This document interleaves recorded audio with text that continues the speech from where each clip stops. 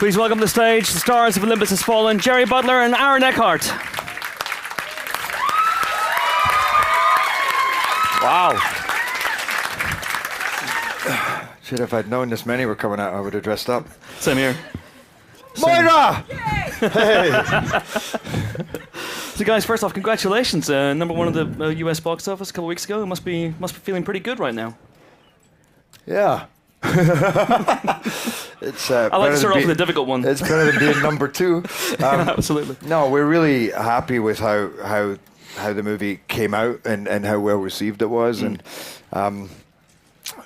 you know, and how well it performed, because it's, you know, you never know nowadays when you make a movie. You can make a great movie, nobody goes to see it. You just never. There's a million things that can go wrong, but this just seemed to hit and touch something, and it's exciting and it's provocative, and at the same time it kind of really gets you going. It's rousing and patriotic, and it just, it's, I don't know, it's a real crowd pleaser. So they got that, and they all went to see it. And the word I used in my introduction was old school. I mean, it feels like a movie that's just been hewn from the 90s rock or the 80s rock. I mean, it's very much in the Die Hard mold. Was that an appeal for you both?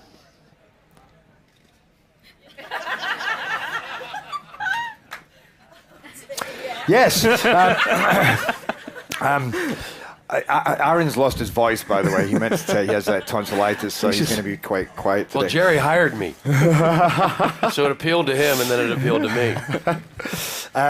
That's originally when I got the script, it did feel like that's what was exciting about it. It was a kind of Die Hard in the White House, but it was the original script was a little more kind of sci-fi and out there. And oh, really? Yeah. Okay. Yeah.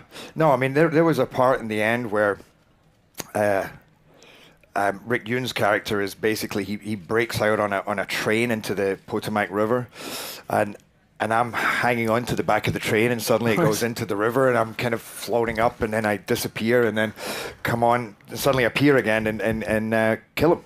So so we were like, okay. I mean, but the idea was there, and it was a great idea about this, you know, a threat to our freedom and an attack on the White House, and the president being held hostage, and so we wanted to say we basically wanted to make a movie that could say, what would that really look like? Ground it, make it plausible, make it believable, and make it have some resonance.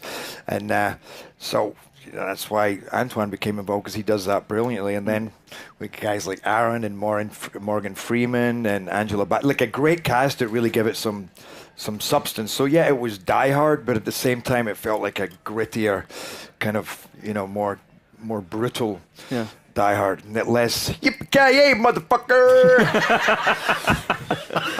Were you tempted to throw that in now and again, just to? I kept trying it in the movie, but they cut it out. You know. It's not very presidential, Aaron, is it, to yell yippee-ki-yay, motherfucker in the middle of a? Sometimes you got to do extraordinary things. So how did you get involved? I mean, you got involved. Jerry's a producer as well on this one. Yeah, Jerry produced it, and you know. Jerry didn't call me personally, although that would have meant a lot to me. But I did get a call, and they said, Jerry's heard of you, but doesn't really know you, but he wants to talk to you. So I said, okay, that's good enough for me. I'll come along. No, I went in and saw Antoine, and we talked about what it was about, what he wanted to accomplish, you know, and read the script, and obviously really dug the script and saw what Jerry saw in it, you know, and I love Antoine's directing. You know, he's a tough director. He's got guts. He takes it to the limit. He demands the extraordinary out of his actors. Everybody wants to work for him, you know, give everything they have. And he's inclusive. You know, we had how many ideas, Jerry, all the time, you know, getting our own ideas into it. And that's what an actor looks for. You know, and it's, you know, fun to play the president, you know, get tied up for you know, weeks on end to a railing, get the shit beat out of you, and then have Jerry come in and save the day and take all the glory. How do you do research for this? Because you can't exactly go up to the White House and say, go on, help us out, please. Well, I mean, the president is he's so in our lives, you know, but with all the 24-hour news service cycles and all that. So we have a pretty good idea of what the president looks like in front of a podium and at home with his family. Mostly I just concentrated on what the presidency meant to me, what the office means to me, and what I would expect from a president or a leader. And I tried to, focus on those things. Did you feel very presidential when you got the suit on? You were walking around the White House set? Yeah, I did. I was leaning correctly with my legs crossed in the Oval Office, sitting on the desk, thinking presidential thoughts, and then Morgan Freeman walked in, and everybody goes, "Mr. President," and I was like, "I'm over here." So it was fun, but it was all in the script. You weren't giving people orders or anything. Yeah, give me 20. I would go around saying, people get down on the ground, give me 20 push-ups. Fair enough. And Jerry, you play in this one a Secret Service agent, Mike Banning, he's Secret Service at the beginning, but then something bad happens, as we saw in the trailer. So what research did you do for this? None. Good. I like dedication in actors. No, we did a lot of work. Because I say we developed the script as well, and for us it was what makes this engaging. One, in the attack. What's the selling point in the attack in terms of what could that really look like? How could that feel as real as possible? So we spoke to them a lot about what face an attack might have, and then after that it was what's going to be engaging and fascinating from an audience point of view in terms of what happens if the Secret Service agent is in the White House. So how do you assess the enemy capabilities? How do you use the space? How do you establish outside lines of communication? How do you find out what they want? How do you start to fuck with the bad guy? So there was that element of it, and we're always finding things to a way to just keep that between the crisis room, what happens in there, and what's happening down in the bunker. And they really were very informative about that. But then you also want to climb into what makes them tick. And that's what was amazing with these guys, because they are brutal, but they're such good. I swear, the guys I met, they live and breathe this kind of dedication. And in fact, one of them has the motto, I don't know if you met Joe Bannon, but he literally has it tattooed up here in his gum. In his gum? In his gum, yeah. Okay. And he also had a gash down his neck that he got engaging the enemy. And the other one, Ricky Jones, was shot in the stomach whilst fighting, I think it was a terrorist somewhere. These guys have been through it. And when they start talking about how they treat or how they feel or how they would hurt somebody that would try and hurt their nation or the person that they protect or their loved ones or themselves, you see this violence inside them. And to me, that's, I hate to say it, but is something very delicious to play on in the movie, because, when after this attack happens, 9/11 happened, there was nobody left. You were like, you really wanted to fucking punch somebody, but there was nobody there. And here you're left with a situation where there's terrorists. You've just seen the most appalling, awful, cold-blooded attack, and they're there. And it's time for justice to be served, but it's not going to be easy, and it actually requires everybody working together.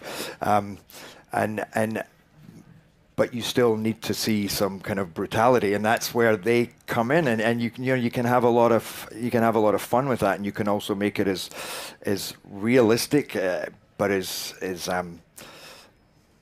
hurtful as possible. Absolutely. I mean, it's unashamedly in the States R-rated movie. I guess over here it's a 15, but there's a lot of blood, there's a lot of gore, and Mike's signature move is a knife to the brain.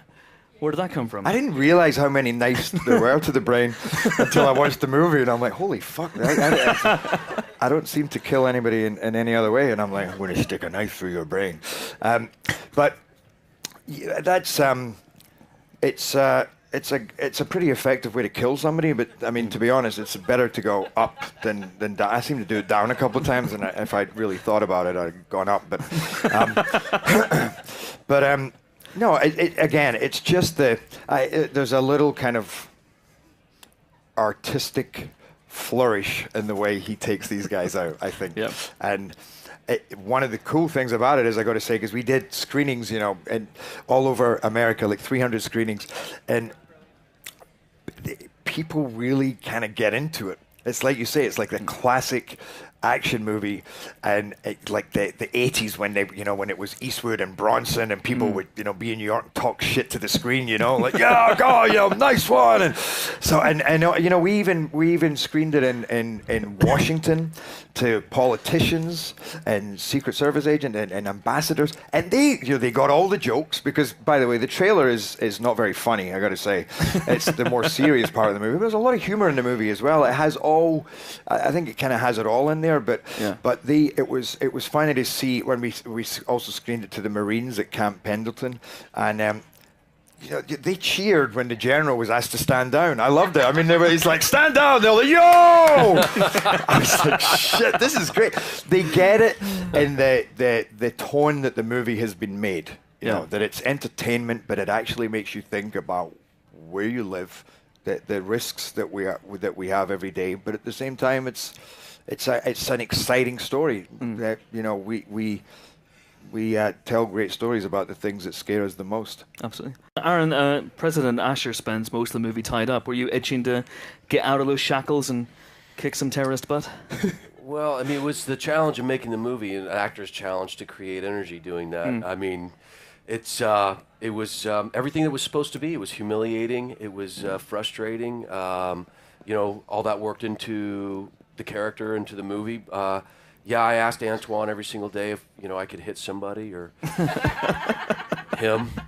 But I also wanted to get hit. I wanted to show, because Jerry's out there, the Secret Service agent saving everybody and taking, taking people out and everything. And I wanted, and Antoine wanted the president to be a force within himself, and to have strength and inner strength and leadership and all that sort of stuff. So that was the challenge, and it was fun to do. It was fun. We had great actors around us who were really pushing ourselves, and so it would be interesting to see what a president would do in a situation like that. How do you behave, because you have so many bigger issues to think about other than your own personal safety. Absolutely. I got to say, just when I'm just going to butter you up a bit here, but when this is one of the exciting things about just either being in a movie or making a movie is the process of people coming on the movie, because when you're doing it, you go, oh, it's just me. What if nobody wants to come on? And then the movie falls apart. I don't want to fucking act with Gerard Butler. But which is why I got Antoine Fuqua, because they're going to want to make a movie with him. But the day that Aaron came on, it became a movie. Yeah. And then followed Morgan, and then followed Angela, and that's it's kind of a great thing to see it all happen. And as an actor, I can tell you that Aaron's was without a doubt the most difficult role in the movie, because it is fucking hard to be stuck in one place for a lot of the movie, and yet to say so much, and yet he said so much. You got so much of who the president was, you don't mind me breaking down your character, but just you got so much out of, you learn so much about the president, what he represents, and him as a person, and I know nobody could have done that better than him, and it really. Have you seen the movie? Yeah, you were very unrealistic. Realistic, very realistic. That's what I'm going to put on my gravestone. That was very realistic. Thank you.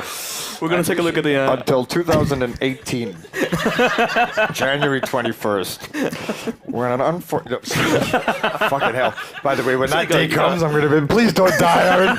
Not today. You've still got 5 years to go. That's pretty good. Let's take a look at a clip now. This is a clip after the prologue of the movie, during which Mike has tried to save the first wife. The president's... The first wife? First wife. The first lady. The first wife. Yeah, he was married a couple of times. The president's first wife. First lady, second wife. We'll do it again. It'll be fine. And things have not worked out. You were sort of hitting on my wife on that first day of filming. Hitting? What you don't know. No. Why do you think I was demoted? I thought she was a little friendly to you. That's not in this clip, but what you will see is Jerry's character, Mike Banning. Take it away. So not long after that... We really chose the most exciting scenes in the movie to show you guys. High-octane excitement all the way. Not long after that comes the attack, which is an astonishing sustained sequence. I mean, how plausible is that attack? Because obviously you don't want to give people a blueprint. Oh, yeah, I'll do that. Okay, oh, I have to do that. So how closely did you work with people to make sure that the attack on the White House looked realistic but wasn't realistic, I guess? Well, you know, there was an original attack when the original script was it all happened from the inside. Mm-hmm. They were all part of the convoy, and it was actually, I love the idea about the precision of that you didn't need, you still had the cargo plane, which is, by the way, what just got me, it was such a ballsy, audacious move. You go, what have we got into here? It was just, you know, and that was the thing, it was brave, and you thought, now we can keep on that line and really, you know, make that is kind of, I don't know, badass as possible. What was the question? How plausible was it? Plausible. Yeah, that was the word, plausible. No, it was to basically, we spoke to the Secret Service guys and said, okay, how could you do this? Now, they have stuff up their sleeves that they didn't tell us, stuff they did tell us that we couldn't, you know, we couldn't, that we couldn't pass on. But at the end of the day, it's about simple ideas. You know, and I mean, it was 9/11 happened with a bunch of box cutters, and it changed the world. Yeah. This is trash trucks, and you fly in a plane. Now, again, in reality, would you be able to fly in that plane in today's, with today's defense system? I don't know. But in terms of the context of the movie, it's incredibly believable. The plane comes in, and then everything else starts to happen. But what we had to do was take it out, because originally, when it was in the inside, and they were all in the South Korean convoy, we suddenly realized that it meant that there was 12 terrorists who just happened to be North Korean terrorists who the South Korean premier hadn't noticed. It was like, I thought you were 12 of my best friends, and now you're all terrorists. So we kind of had to change that a little bit, and that's part of making it plausible. Was, and also allowed for a greater scope to say, they truly fucked us from everywhere. They went, we're coming in by ground, we're coming in by the air, and then we're coming in from the inside. And I've just given the whole movie away. Spoiler warning. Yeah. And Aaron, watching that sequence as an American, is it a very visceral experience watching the White House, this great icon? I know it's a fake White House, obviously, but being blown apart. Yeah, I think so. I think it's the ultimate prize. The president is the ultimate prize. Yeah. And we, at least as an American, or anybody interested in freedom and wants to know that the president is safe and the White House is safe. I mean, that's where the power is, and that's where the decisions are made. It's just like number 10 here. We want to think that it's impregnable, and that no matter what they throw at us, that we can handle it. The fact is, after, as Jerry was saying, after 9/11, you know, all bets are off. You know, I mean, Hollywood's always looking for the ultimate prize, and I think that the White House is now fair game in that way. So in terms of the protocols that are observed in the film, so the president is compromised, he's taken hostage by Rick Yoon's character, and then Morgan Freeman is the Speaker of the House, and he becomes acting president. Is that actually what would happen in a situation like this? Yeah, it is, yeah. You'd be sworn in, which again was actually, it was an idea that Antoine had. He was just fascinated by the process of watching that happen. And I didn't agree with it at the time, but it's actually a very emotional moment when you see Morgan standing saying, "What happened? You know, are they okay?" And then he's sworn in as president. But yeah, that's definitely protocol. Absolutely. So let's have a look now at Morgan Freeman's character, because this is a scene after the attack. And Mike has fought his way into the White House and is having a bit of a chat. Let's have a look.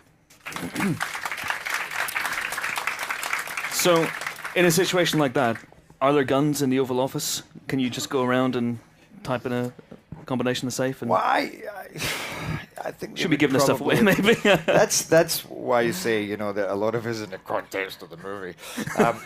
Because I was figuring, I haven't been at the White House for 2 years. I'm still a Secret Service agent, by the way. They also work at the Treasury. I mean, if you work at the Treasury, you're still Secret Service, but you're not on the presidential detail. Yeah, but you're just not on the president's detail. Yeah. But yeah, apparently he does keep a gun in there, and but I think that you that the code would probably have been changed. Not the code in the movie. That fucking bannings that are safe again. You know, Jesus. Firstly it was the cash. Now it's my gun. Now it's my cell phone. Then it was the first wife. Then it was the first wife. Then it was the second wife. But yeah. It's actually interesting. Just watching that, for instance, that's an example of when you because that original scene again wasn't in the original script, but that scene wasn't in the original script. And that was a product of sitting with Ricky Jones and saying, what happens? Yeah. They close down the air vents because if they're in the bunker, then the first thing that the U.S. forces would do would be put down some kind of gas to knock them out. So they close the air vents, and then you want to find out. Firstly, I have to say who's in charge. Who am I talking to? Yeah. Who am I dealing with? And then I fill them in and all the information that I know. So they've closed the air vents. The lights are out. This is what's going on. And I also want to know, what do they want? You know, what are they looking for? So these are all, literally it was finding these things out and then saying, that's exactly what you got. These are the first things I need to know in the scene. So it was that, and then also kind of what sounds cool. So if you go, like for instance, they're going to be knocking the front doorbell pretty loud. It's just like a cool way of saying you can't do a ground attack. Yeah, sure. You know, yeah, but yeah. it kind of had a little more zing to it. And Aaron, did you consult the same people for what would happen to the president in that situation? How he'd act? Antoine, you know, had the Ricky Jones that Jerry was talking about. You know, what was interesting about the bunker was how it works, the ventilation, all that sort of stuff, protocol, who gets to go down into the bunker. In reality, the vice president, the secretary of defense, none of those people actually get in the bunker. It's the president, and the North Korean or the Koreans would never have gotten in down there. So that stuff is interesting, and yeah, they tell you everything they say. They preface with, "I shouldn't be telling you this, but," and you're like, then don't tell me, because I don't want to be killed at 3 a.m. in some random alley. No, it's on January 21st, 2018, isn't it? Oh, that's right. Yeah, not I'm again. just saying. That gives me plenty of time to enact my plan. Before we find out what that is, let's take some questions from you guys. I suspect, Maura, you've got a question for Jerry, but if you have any questions, please put your hands up, and we've got some roving microphones. Let's start with you then, and we'll wait for the microphone, and then there's a gentleman right here at the very, very back. First of all, congratulations on the movie. It's absolutely brilliant. I've seen it 3 times. Wow. When I was over there. It's the best fun you can have with your clothes on. That's the best way to describe the film. It is just so gritty and realistic. It's brilliant. There's a few things I need to show you. Take care. But I do love the description. Yeah. But I have some ideas for you. Aaron, you were a brilliant president. You were very realistic. Very good. I really believed in you, especially as a Brit. I really believed in you. Can we get a Mike Bannon franchise out of this movie? Because there's a lot of love for your character if you've been keeping in touch with social media. No, I don't pay attention. I love it. Well, it wouldn't just be a Mike Banning franchise because, unfortunately, Ash is still alive.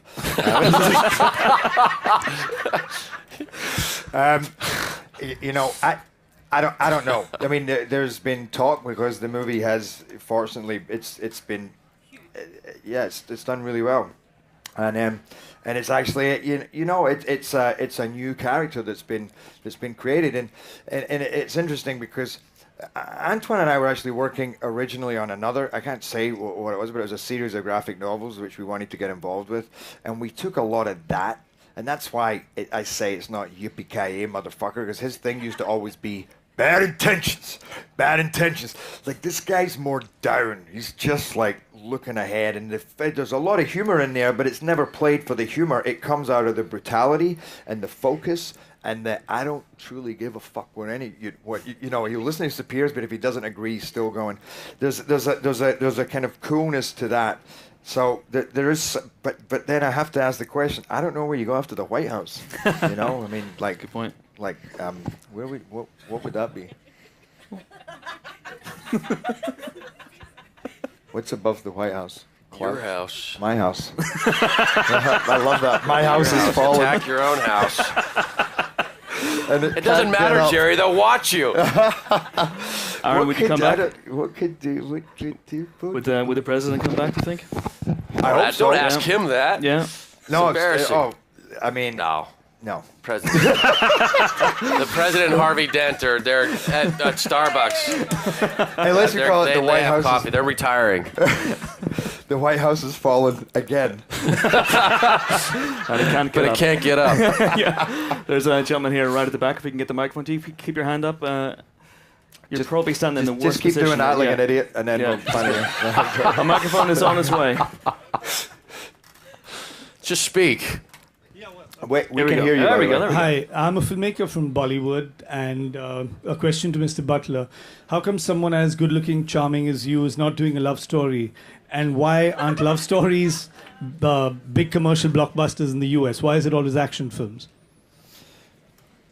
You should speak to some other people I know who say, why the fuck don't you stop doing love stories? If I see you in another love story, I'm going to put a knife through your brain.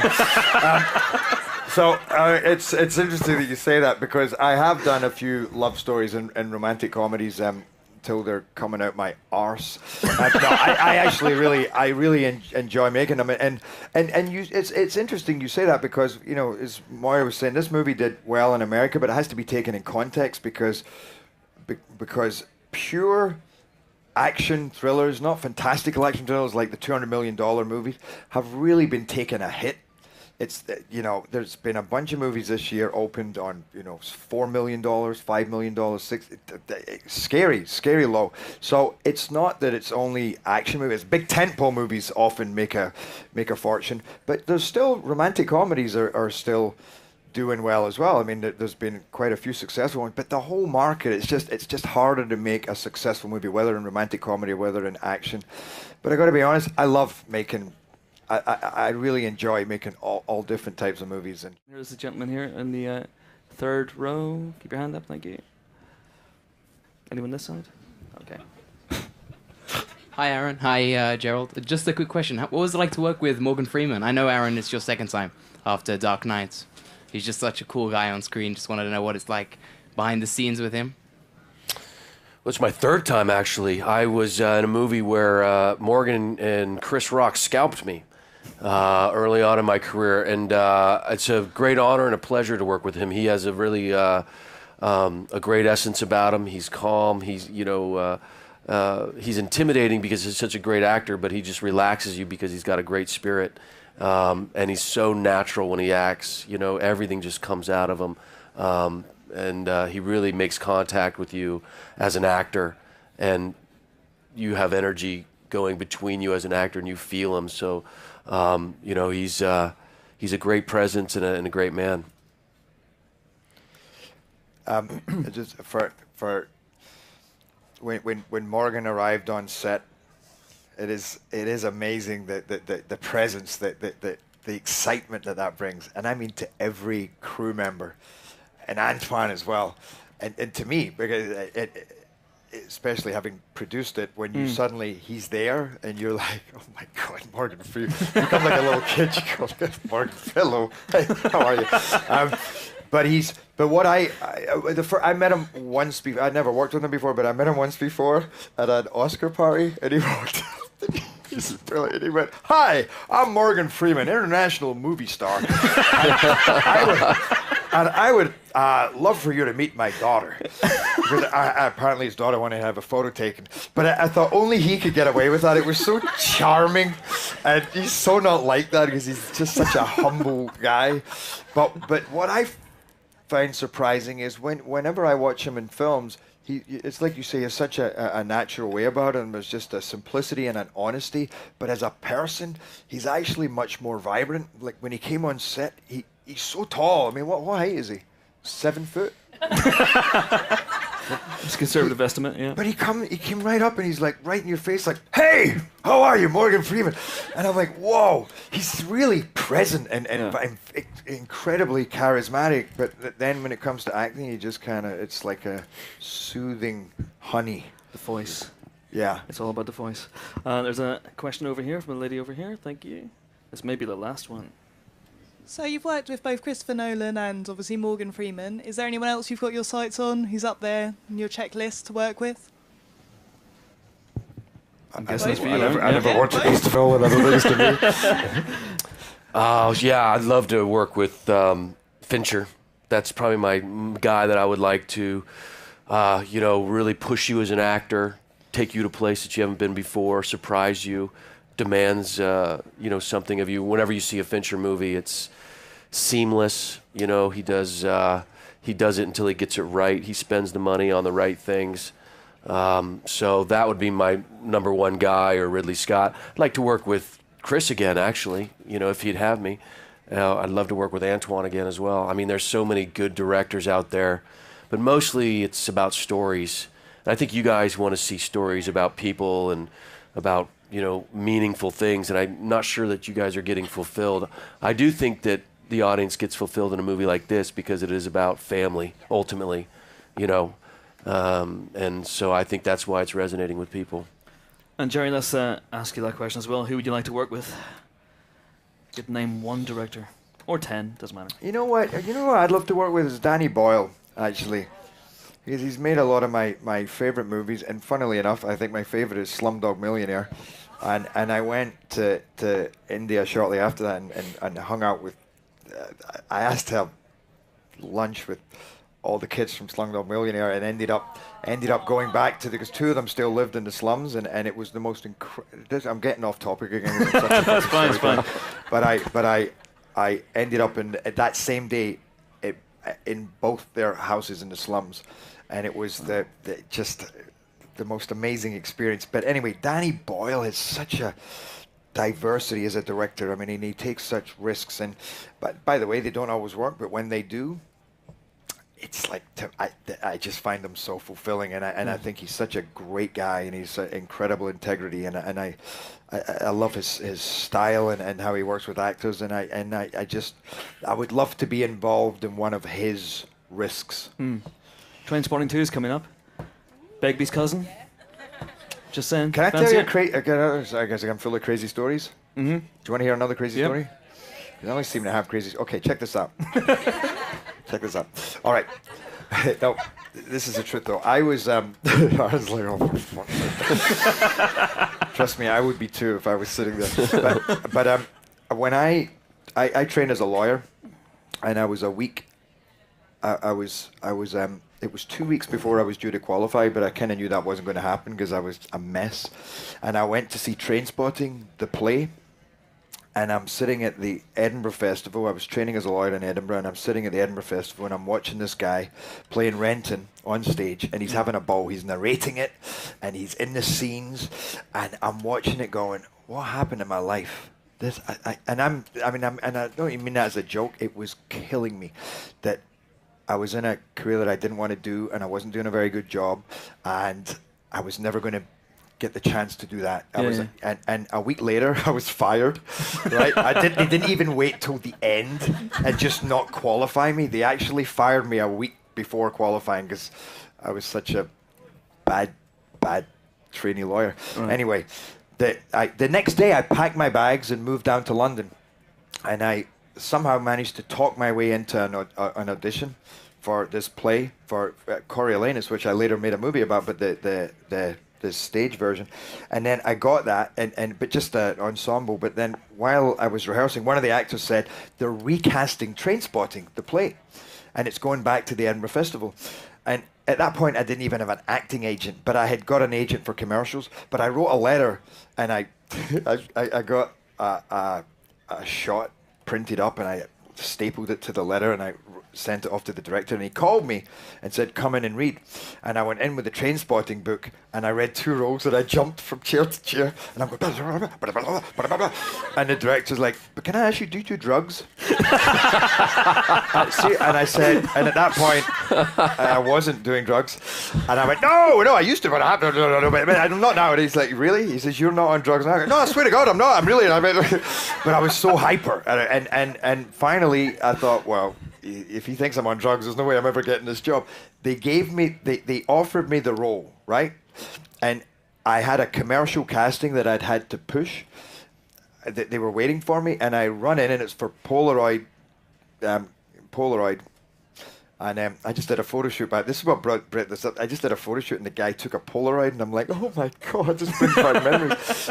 But I went for that commercial, and they offered me that role right there and then they had to find a friend for me to play, and they brought in 3 guys. This is the same day as I got Trainspotting, and they brought in 3 guys, and the guy who got the role as my best friend was the guy who was on the stage in Trainspotting the year before, and I ended up back on that stage, a year to the day later, and now the movie had come out. So that year before, it was already huge, but now the movie had come out and it was twice as huge. And I was playing Renton on that stage to the audience that I'd been sitting in the year before, including the fucking lawyers that fired me. No. And by the way, I got to tell you, they were, because trust me, this was not their fault. This was my fault. And they were so happy that you know, because they knew that I shouldn't be doing what I was doing. But it was. I can't even tell you the synchronicity of that. You know, sometimes you got to follow the signs of the universe, and sometimes they're pretty damn obvious. And that, I think, is the moment that I went, okay, maybe this was supposed to be. I was supposed to make bad movies. Oh, come on now. On that bombshell. Anyway, for them. On that bombshell, that's all the time we have, I'm afraid. Thanks so much for coming. Thanks for your questions. Thank you. Thanks, most of all, Gerard Butler, Aaron Eckhart. Thank you very much. He's inclusive. You know, we had how many ideas, Jerry, all the time, you know, getting our own ideas into it. And that's what an actor looks for. You know, and it's, you know, fun to play the president, you know, get tied up for you know, weeks on end to a railing, get the shit beat out of you, and then have Jerry come in and save the day and take all the glory.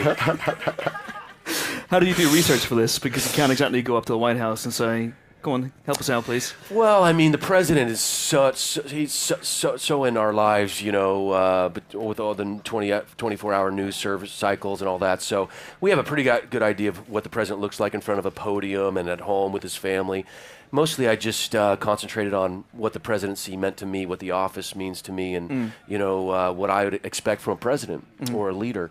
And I tried to, you know, focus on those things. Did you feel very presidential when you got the suit on? You were walking around the White House set? Yeah, I did. I was leaning correctly with my legs crossed in the Oval Office. Rick Yoon's character is basically, he breaks out on a train into the Potomac River, and I'm hanging on to the back of the train, and suddenly it goes into the river, and I'm kind of floating up, and then I disappear, and then come on, suddenly appear again, and kill him.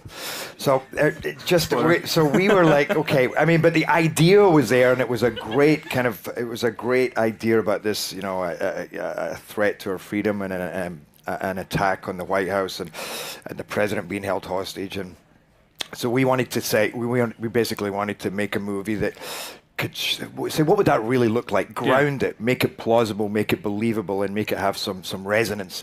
And so you know, that's why Antoine became involved, because he does that brilliantly. And then with guys like Aaron and Morgan Freeman and Angela Bassett, like a great cast that really give it some substance. So yeah, it was Die Hard, but at the same time, it felt like a grittier, kind of, you know, more brutal Die Hard, and less yippee-ki-yay, motherfucker.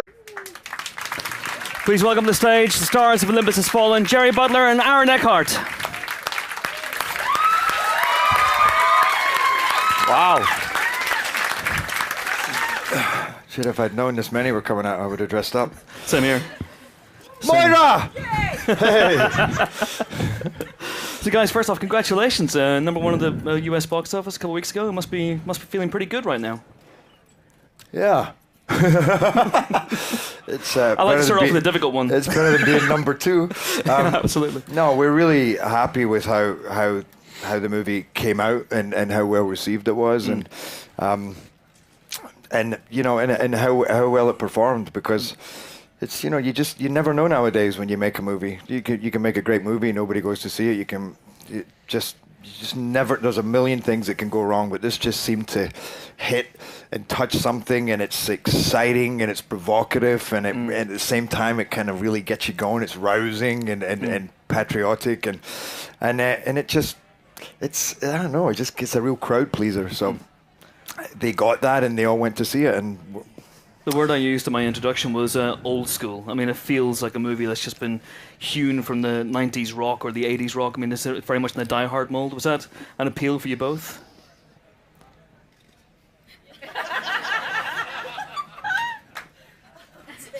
Yes. Aaron's lost his voice, by the way. He meant to say he has tonsillitis, so he's going to be quite quiet today. Well, Jerry hired me. So it appealed to him, and then it appealed to me. That's originally when when I got the script, it did feel like that's what was exciting about it. It was a kind of Die Hard in the White House, but it was the original script was a little more kind of sci-fi and out there. And oh, really? Yeah. Okay. Yeah. No, I mean there was a part in the end where.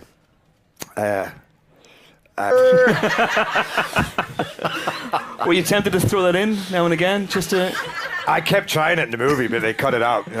It's not very presidential, Aaron, is it, to yell "Yippee-ki-yay, motherfucker" in the middle of a? Sometimes you got to do extraordinary things.